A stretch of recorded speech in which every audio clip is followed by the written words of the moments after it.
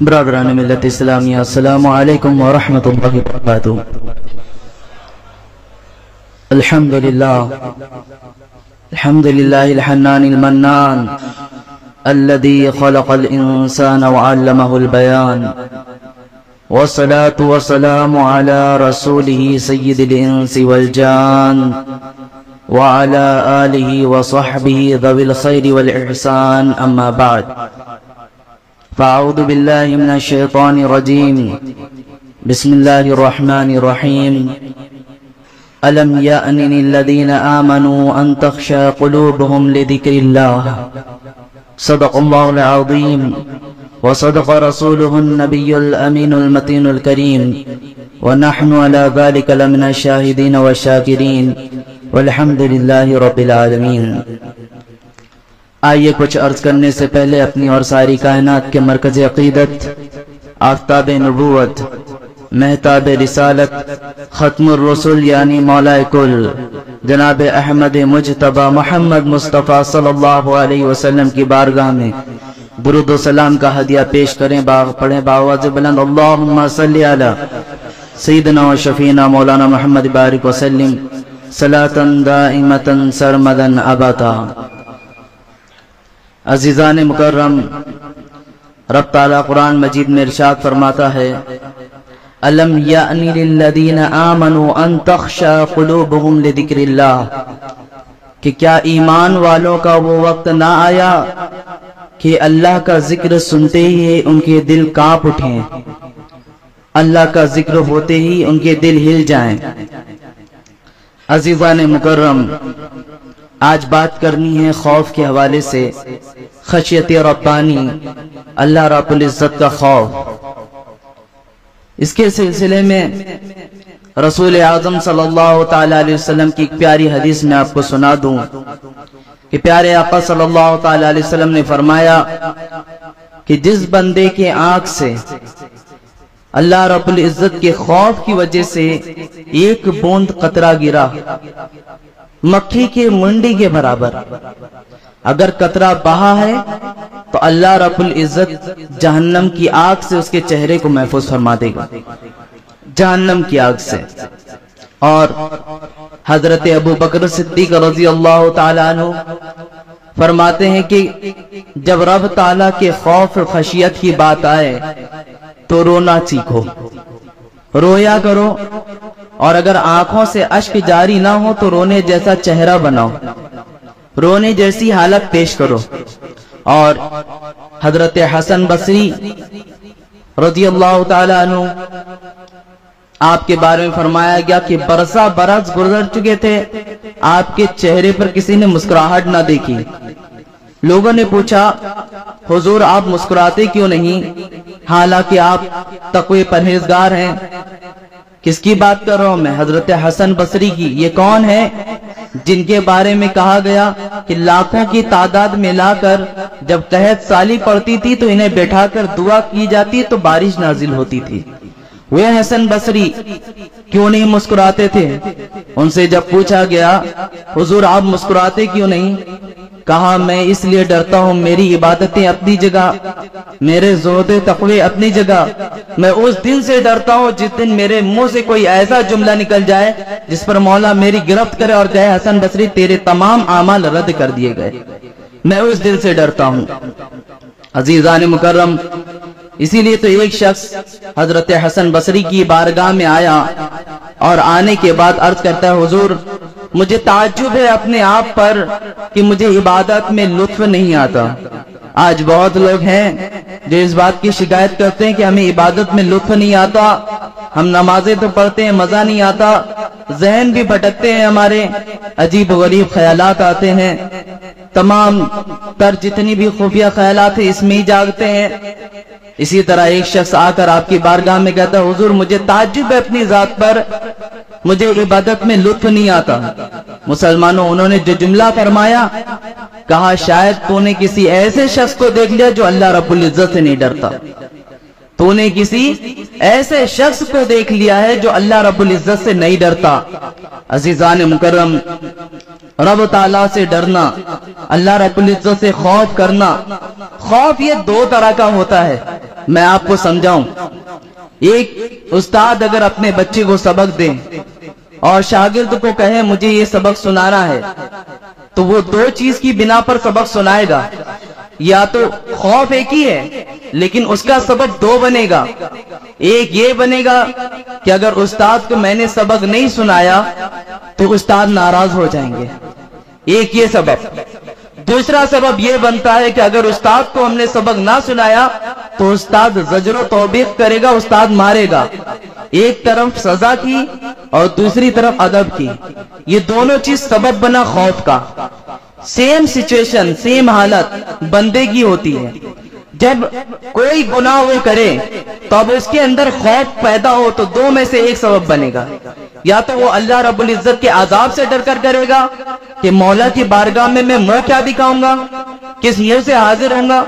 اور دوسرا سبب یہ بنے گا کہ اللہ رب العزت سے وہ محبت کرے گا کہ میرا پروردگار ناراض ہو جائے گا مجھ سے، اللہ رب العزت ناراض ہو جائے گا.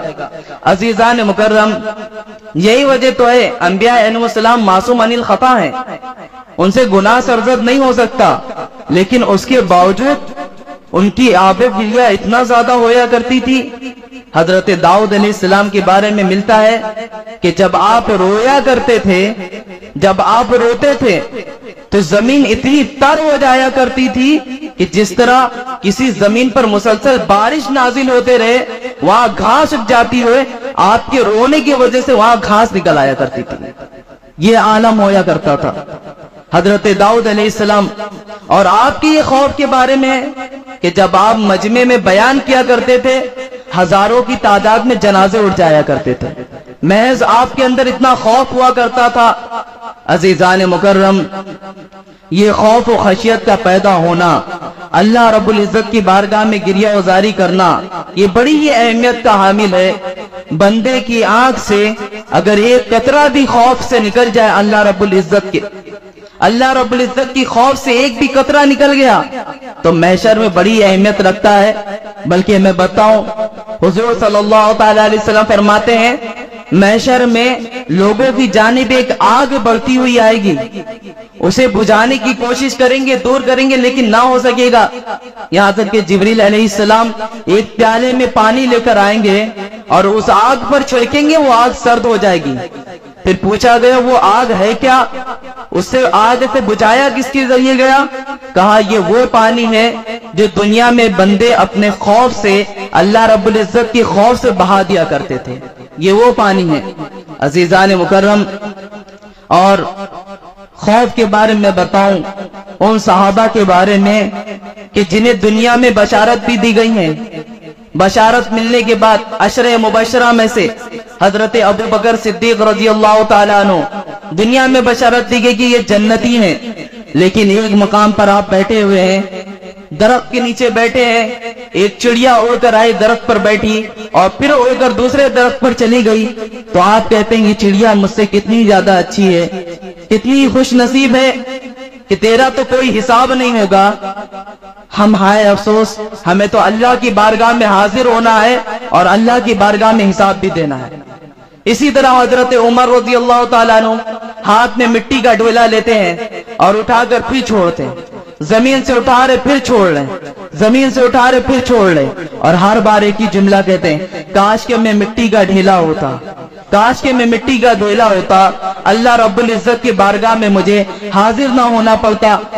عزیزان مکرم، یہ اسلاف نے ہمیں طریقہ سکھایا کہ کتنی بھی عبادت ہو اس کے باوجود ان کے اندر خوف کس قدر ہویا کرتا تھا. آج اگر ہم اپنا محاسبہ کریں، اپنے آپ کو دیکھیں کہ ہمارا حال کیا ہے، ہمارے اندر خوف خشیت کس طرح ہے، ہم رب کی بارگاہ میں کتنی حد تک ڈرتے ہیں. یقین جانے آج ضرورت ہے اس بات کی کہ ہم اپنا محاسبہ کریں. آج قرآن کی تلاوت ہمارے سامنے ہوتی ہے، بیانات ہمارے سامنے ہوتے ہیں، لیکن ہمیں کوئی اثر نہیں ہوتا. میں آپ کو بتاؤں، ہم گھنٹے 2 گھنٹے بیان کرتے ہیں، آپ کے سامنے تلاوت ہوتی ہے، اثر نہیں ہوتا. لیکن ایک دور ایسا بھی تھا کہ کوئی مقرر نہیں، کوئی بڑا فقیہ نہیں، ایک ننھا سا بچہ اگر کسی کے سامنے قرآن کی تلاوت کر دیا کرتا تھا تو دل کی دنیا بدل جاتی تھی. آپ کو میں بتاؤں، ایک ایسا شخص جس کے گھر کی دیوار گر چکی تھی، اب یہ گھر کی دیوار بنوانے کے لیے بازار میں گیا کہ کسی مزدور کو پکڑ کر لاؤں اور اپنے گھر کی دیوار بنوا ڈالوں۔ بازار میں جانے کے بعد دیکھا چند مزدور ایک جگہ کھڑے تھے، انہی میں ایک مزدور ایسا تھا جو الگ کھڑا تھا، بالکل تنہا کھڑا ہوا تھا۔ یہ شخص گیا، اس کے پاس جا کر کہا بھائی صاحب گھر کی دیوار گری ہوئی ہے، کیا آپ اجرت لے کر اسے بنانے چلیں گے؟ اس نے کہا ہاں میں چلوں گا، لیکن میری 3 شرطیں ہیں، وہ 3 شرطیں اگر آپ نے مان لی تو میں چلے جاؤں گا۔ کہا کیا شرطیں ہیں؟ کہا پہلی شرط یہ کہ جب بھی نماز کا وقت آئے گا میں نماز پڑھ لیا کروں گا، آپ مجھے روکیں گے نہیں۔ کہا منظور ہے۔ کہا دوسری شرط؟ کہا دوسری شرط یہ ہے کہ آپ میری طاقت سے زیادہ کام نہیں کروائیں گے۔ کہا یہ بھی منظور ہے۔ کہا تیسری شرط؟ کہا تیسری شرط یہ ہے کہ جیسے ہی میرا کام پورا ہوگا میری اجرت بھی مجھے مل جائے گی۔ کہا منظور ہے، آپ چلے گھر پر لے کر گیا اور پورا کام بتا دیا، سب کچھ کر دیا۔ اب اس شخص کے پاس ایک حالت ایسی پیش آئی، اس نے کہا کہ آپ یہاں کام چالو کر دو اور میں اجرت ابھی دے دیتا ہوں کیونکہ مجھے ضرورت سے باہر جانا ہے۔ اور وہ شخص باہر چلا گیا، لیکن دل میں یہ خیال پیدا ہو رہا تھا بار بار کہ میں یہ کام اکیلے کرنے چھوڑ دیا ہوں۔ اکثر ایسا ہوتا ہے کہ مزدور کو لاؤ اور اگر اپنی نگرانی میں کام نہ کرو تو کوتاہی کرتے ہیں، برابر کام نہیں کرتے ہیں۔ اسی طرح اس کے دل میں بھی خیال آیا کہ پتہ نہیں کام برابر ہو رہا ہوگا کہ نہیں، لیکن شام کو جیسے ہی گھر پہ واپس آیا، آ کر دیکھا کام دگنا ملا، اسے دگنا کام ہوا تھا۔ اب اس نے کہا گھر کے اور بھی کام میں اگلے دن میں پھر اسی کو بلا کے لاؤں گا کیونکہ کام اس نے اچھا کیا۔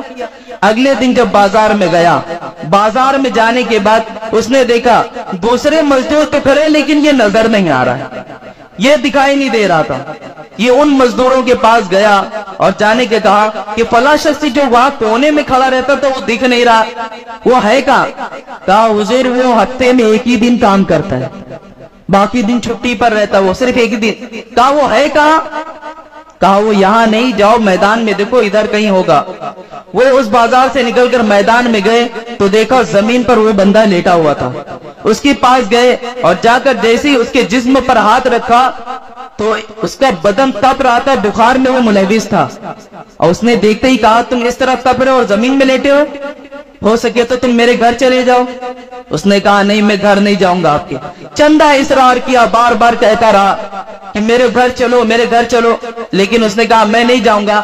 آخر میں راضی ہو تو یہاں بھی شرط لگا دی کہ میں تمہارے گھر جاؤں گا لیکن ایک شرط ہے میری۔ کہا کیا شرط ہے؟ کہا جب میں تمہارے گھر پہنچ جاؤں گا تو میں نہ تمہارے گھر کا کھانا کھاؤں گا نہ پانی پیوں گا۔ کہا منظور ہے، آپ آؤ تو صحیح، یہاں کی مشقتوں سے نکلو۔ گھر پر لایا گیا، چند دن گزرے کی حالت اور ناساز ہو گئی، میت کے قریب آ گیا وہ بندہ۔ اب اس نے اس شخص کو بلایا جس کا مکان تھا، جو بلا کر لایا تھا، اور بٹھایا۔ کہا میری چند نصیحتیں ہیں، چند وصیتیں، اسے پوری کر دینا، وعدہ کرو تم اسے پورا کرو گے۔ کہا میں وعدہ کرتا ہوں اس کو پورا کروں گا۔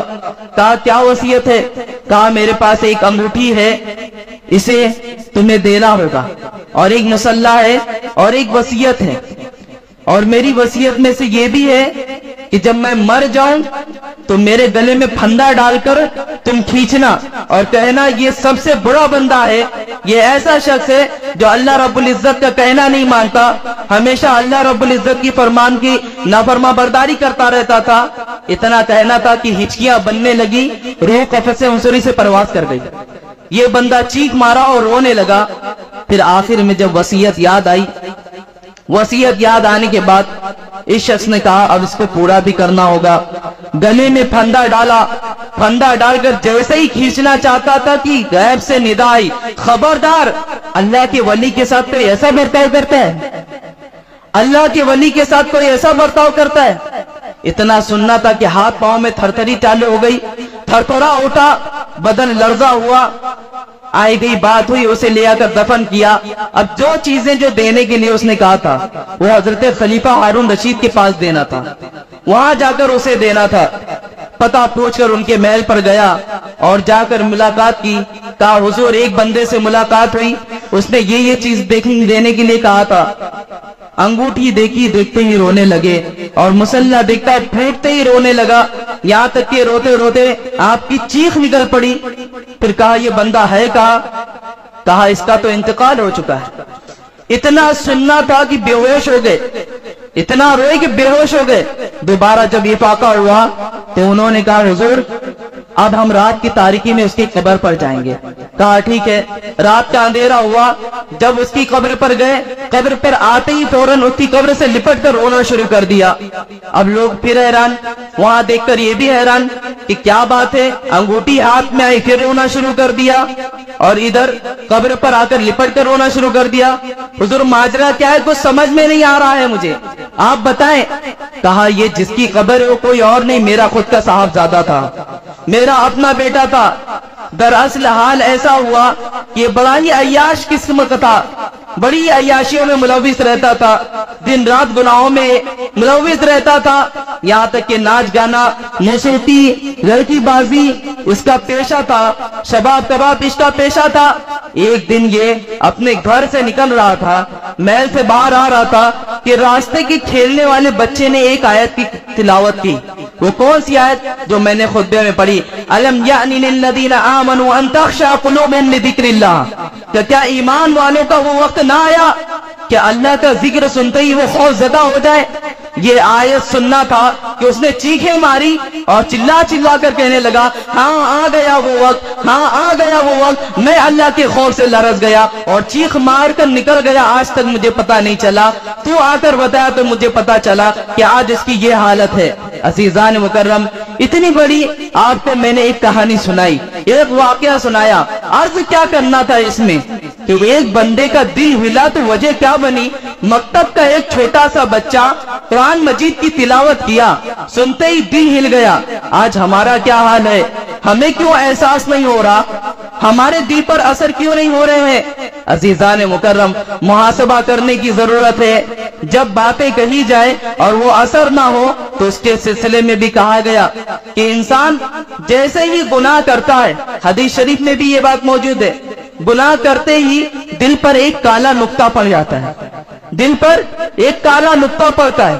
اب وہ گناہ کرتے رہتا ہے, گناہ کرتے رہتا ہے, وہ نقطہ بڑھتا جاتا ہے, بڑھتا جاتا ہے, یہاں تک کہ وہ کالا نقطہ پورے دل کو کالا کر جاتا ہے.